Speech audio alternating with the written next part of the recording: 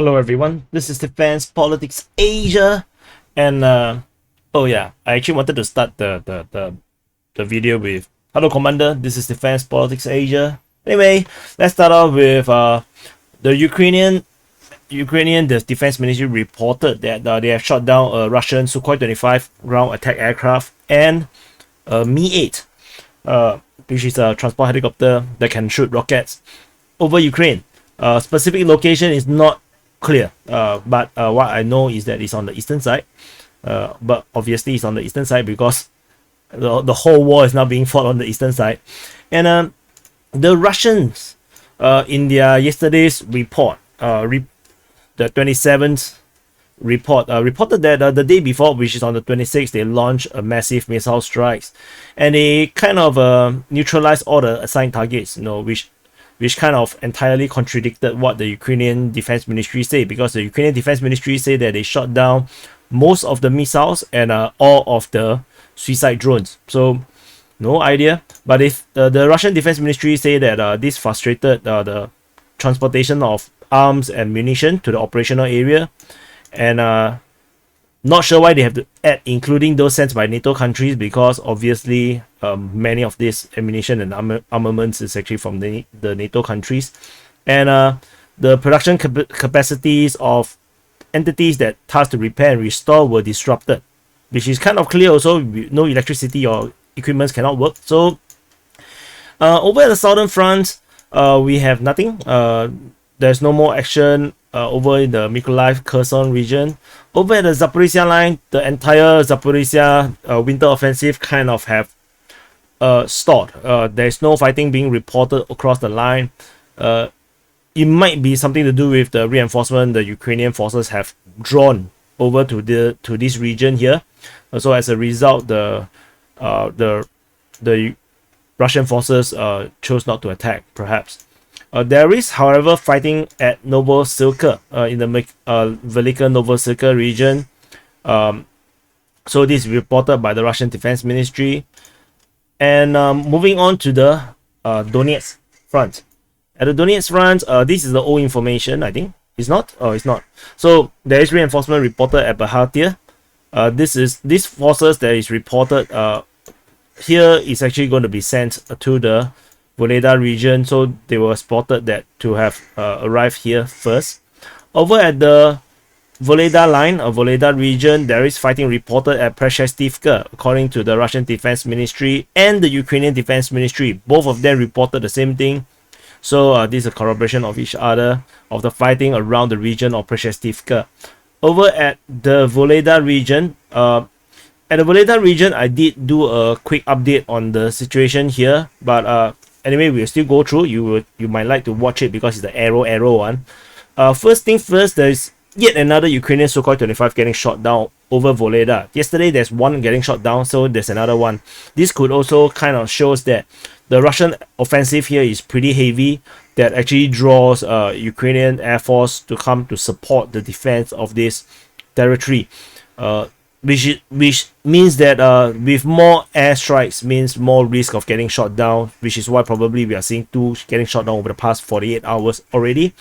The Russian forces is reportedly fighting within the city, according to Ryba, the pro-Russian source. However, this is entirely disputed by the pro-Ukrainian source Deep State UA, where they say there is no information that the enemy had even entered Vuhledar with a severed leg.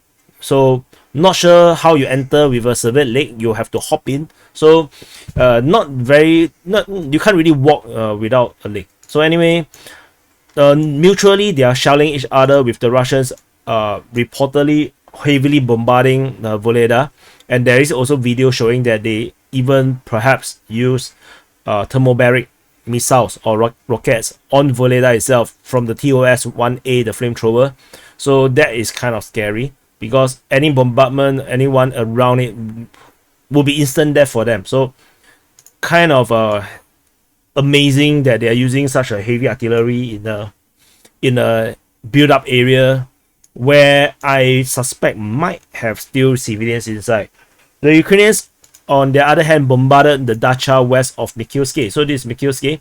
The dachas is actually these holiday homes all this region here where you can actually plant some stuff, and they are shelling the Russian forces. They are currently doing clearing operations in these dachas. Perhaps this is also where the Russians do their forward operating base to do preparation before they actually push out to Vuhledar, which is why this area is getting bombarded. And fighting is reported in the dachas east of Vuhledar, which is actually here. The Ukrainians actually launched a counteroffensive by the 72 separate mechanized brigade of the Ukrainian armed forces on this dacha region here, and some of the forces actually come from the coal mine number 1 over here.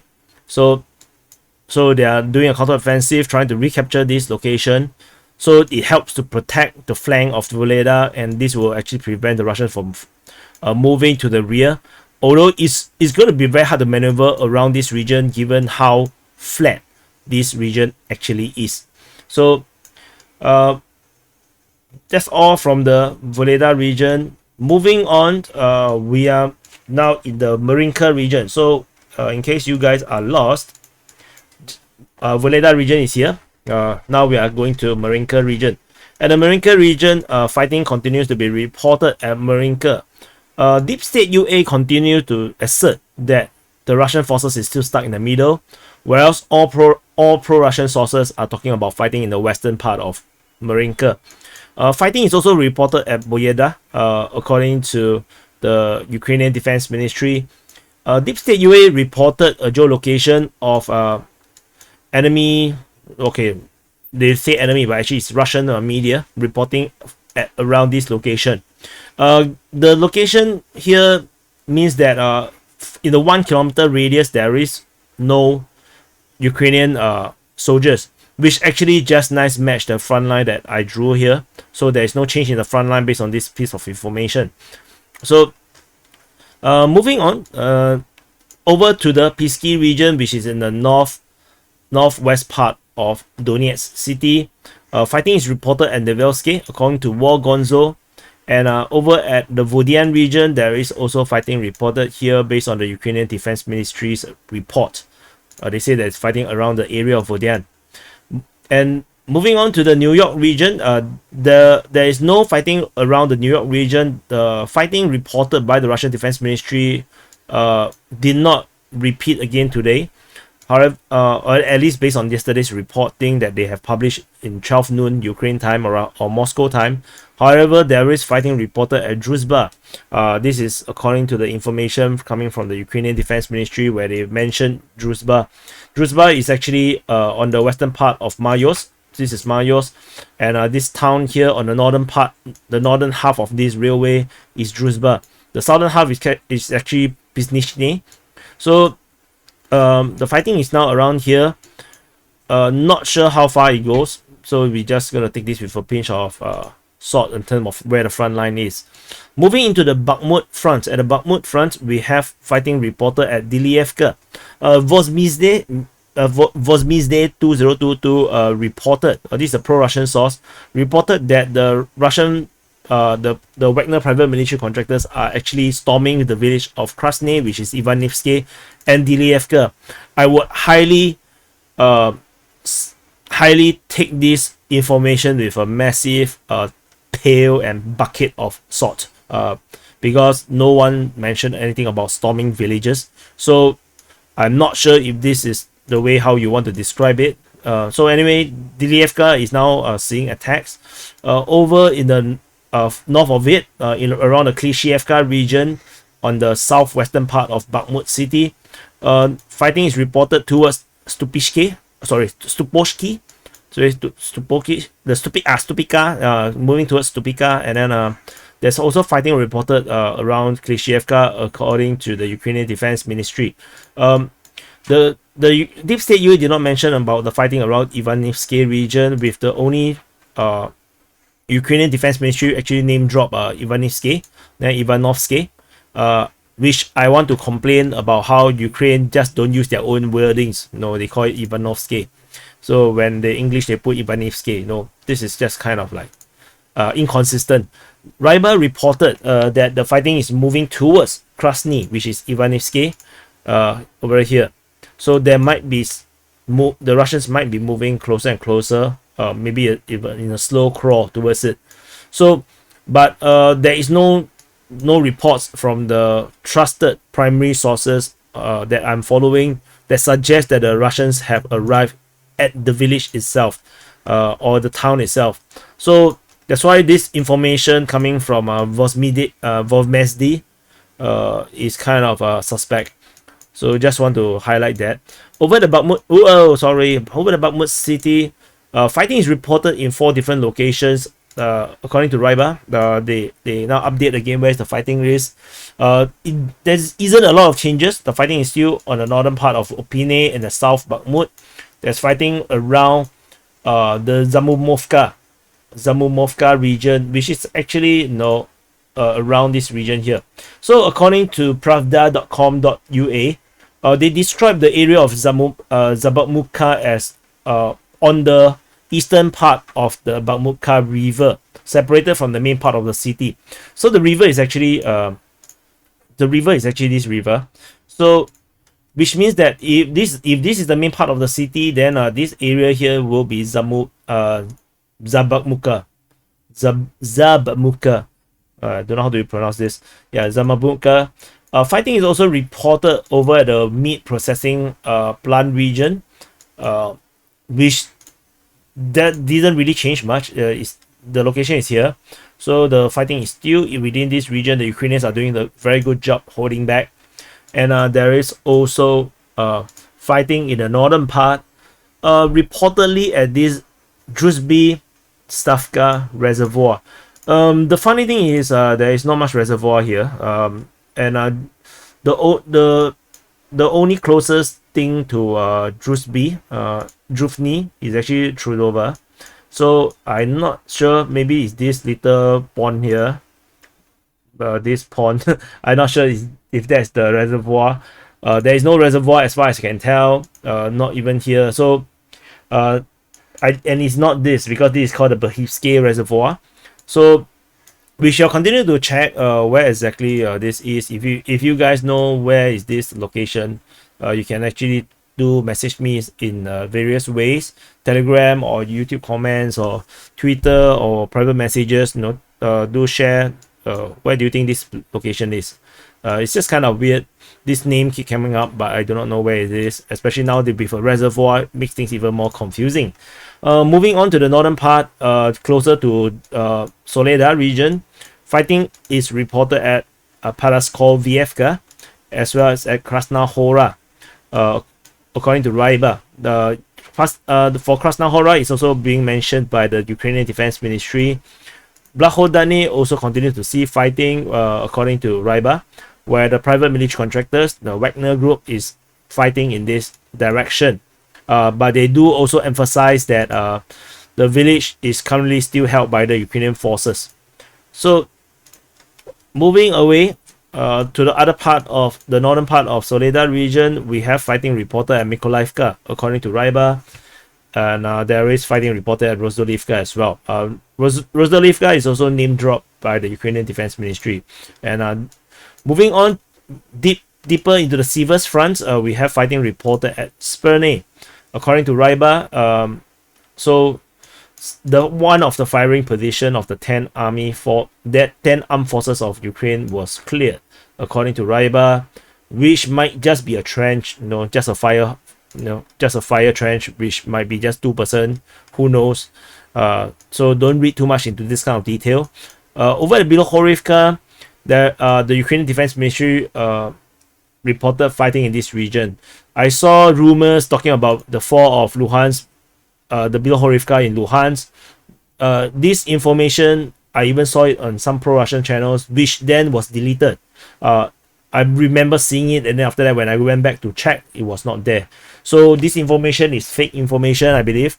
So do notice, for you guys who are actually following many other channels, and be it YouTube, on Telegram or Twitter, always continue to keep track who are the ones who are always lying to you. Keep track of them and stop following them. No, don't encourage fake news. According to Ryba, there is this information that that the Ukrainian Sukhoi 25 was shot down over Kramatorsk. So presumably by the Russian Air Force.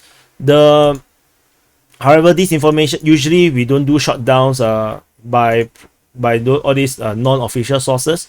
So usually we don't, because they don't really report much. Only the official sources do know. Let's see if this information is corroborated in today's Russian Defense Ministry report, because the Russian Defense Ministry report is not out yet. So let's see if tomorrow's SITREP you will actually see this. For those that do not know what is a SITREP, it's a situation report. That's a military term, SITREP. Over at the Crimea region, we have Ukrainians launching their attack in the Terny region, Terny to Nevsky region. So Terny and Nevsky actually saw fighting. They are trying to push and break through the Russian lines. Somehow the Russians are also doing their own offensive north of it at Nevsky to Makiivka region. So according to War Gonzo, they say that the Russians are actually attacking in the area of Krasno-Polivka, which is Popivka, which is actually Shavono-Popivka, and they're also fighting from the Nevsky to Makiivka region. So it's kind of interesting that how the directions they are fighting in. That kind of look like, the Russians are actually attacking. Oops, wrong. Attacking, in this direction, and this direction, the Russians are pushing this way, and then the Ukrainians are actually pushing this way, So it's very cool, and maybe one day, the Russians will actually, go like that, then the Ukrainians will go like that, and then actually they will stir, and then they become a Naruto logo. So anyway, so moving on, just now we also mentioned that there is fighting at Shavono-Popivka, so this is actually covered. Moving further up north, comes all the bombardment reports. There's bombardment reported at this location called Ostrovskoye. This Ostrovskoye is actually cannot be found on the map. I also tried to find it, using Russian on Google as well, or Bing search. I cannot really find this location. So I actually checked the Russian Defense Ministry's PowerPoint mapping. It's actually around this region. It's either Ohivka, or it's actually Vuhledar, because the way where they put the icon is likely to be around this region. It's either one of this, because it's on the western part of Kharkivka. So take this with a pinch of salt, but there is bombardment around this region. There's also bombardment reported at Stemakivka in the Sviatove region, according to the Russian Defense Ministry. And bombardments continue to be reported at Pischane into the Kupiansk region, as well as at Sinkivka. So these are the bombardment reports that is particularly mentioned by the Russian Defense Ministry. So moving on to the Khaki front, the Happy Front. The Happy Front have not been mentioned for a very, very long time. The Russian forces actually attacked Ternova. So according to Ryba, the pro-Russian source reported that the Russian recon forces, or the DRG, I'm not sure why they put RDG. So they did a reconnaissance by combat at a position of the 228th Battalion of the 127th Territorial Group, defense group, and they actually broke through, and they managed to advance 500 meters deep into the Ukrainian controlled territory. 500 meters is actually not very far. It's only like this.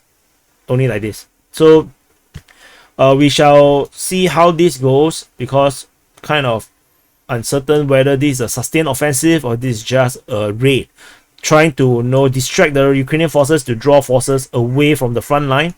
And you can see that it's actually pretty far away from everything else. So the Ukrainian forces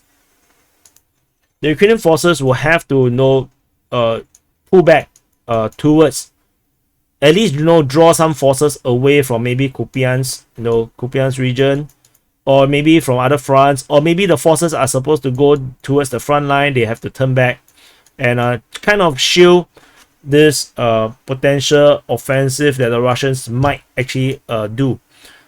We'll have to continue to monitor to see whether this is a sustained thing, whether the Russians actually have an intention to actually continue to make this push, or maybe do more offensive, seeing that the Ukrainian lines, the Ukrainian defense line around here is actually too fractured or too many holes.